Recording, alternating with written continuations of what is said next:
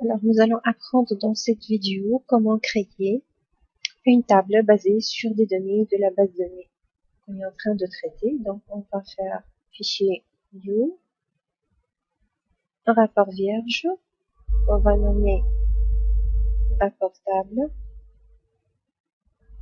enregistrer dans le même endroit que tous nos rapports créés sur eReport. Alors, on commence par lui associer une requête, select.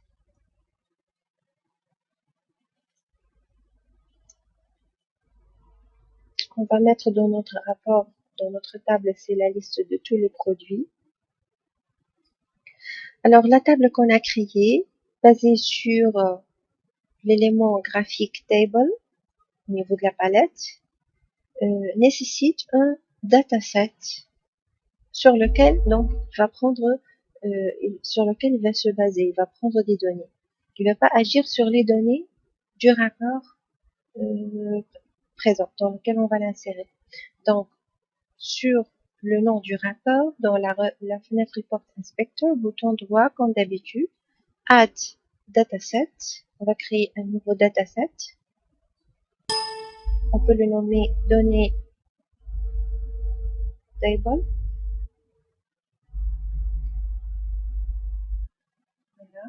Donc, on va lui associer une requête. Donc, select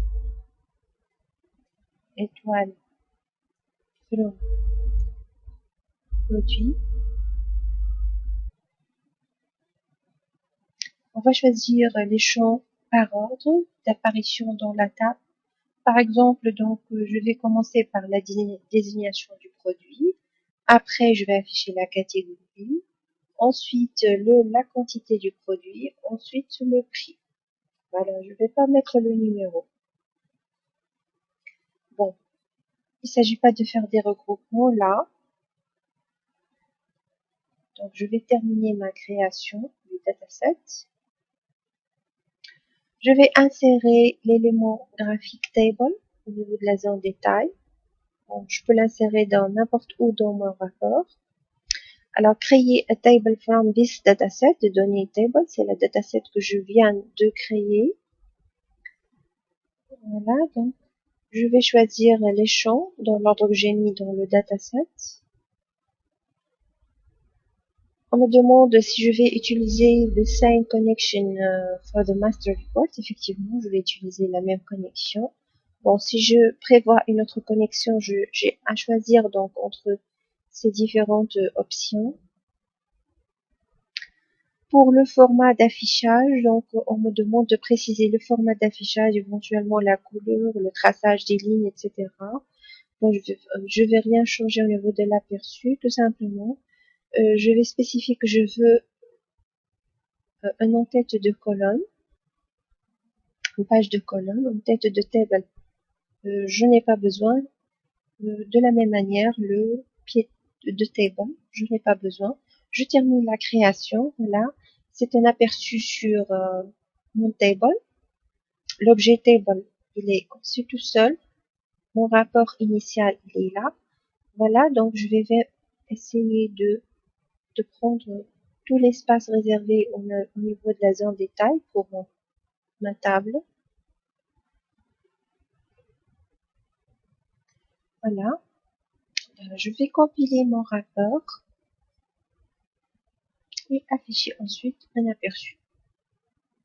Voilà, c'est ma table créée qui contient la liste de tous les produits dans ma table produit.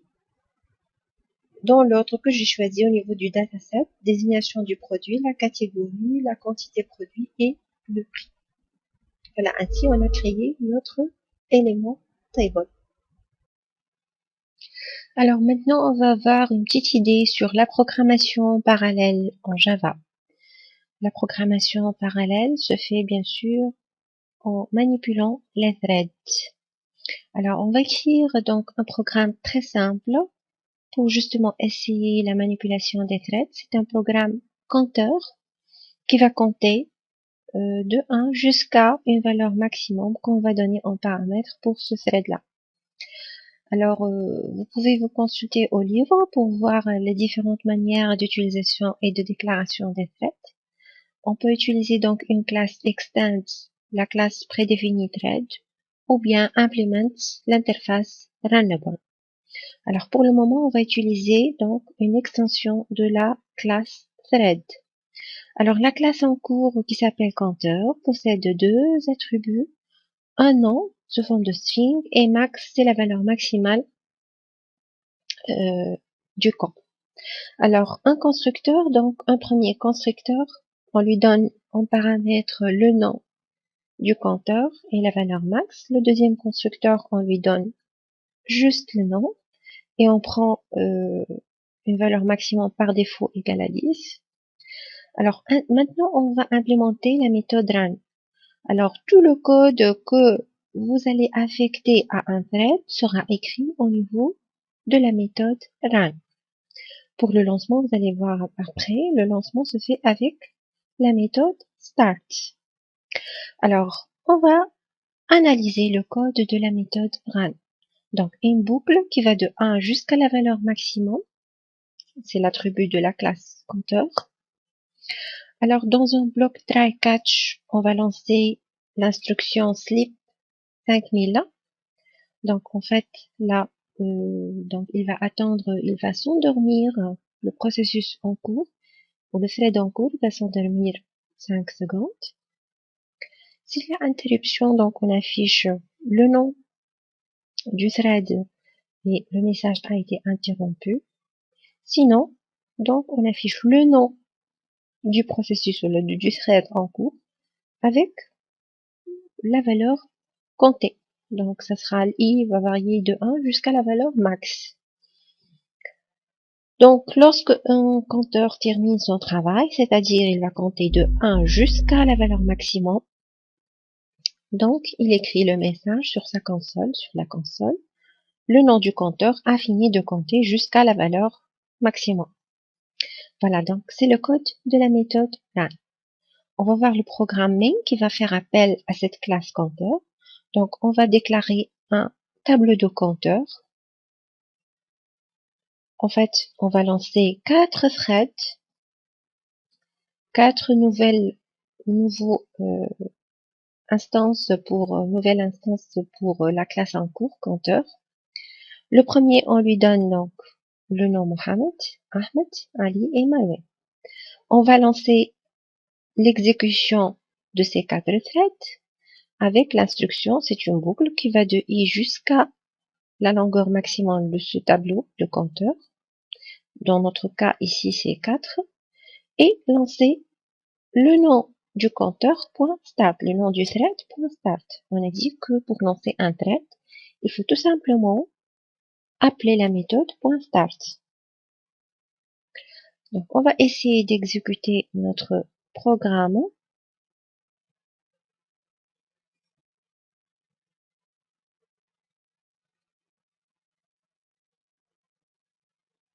Voilà donc le résultat d'exécution. Il commence à compter Ahmed, Marouane, Ali, Mohamed. Et puis l'ordre va changer parce qu'ils vont compter jusqu'à 2. Ahmed, Marouane, Mohamed, Ali. Et ainsi de suite. Bon, ce résultat-là, ou l'ordre de lancement de ces threads, peut changer d'une machine à une autre. Donc, ce même programme exécuté sur notre machine va probablement donner un résultat différent de celui-là. Pour la simple raison que sur une machine monoprocesseur, donc le parallélisme, c'est un pseudo-parallélisme.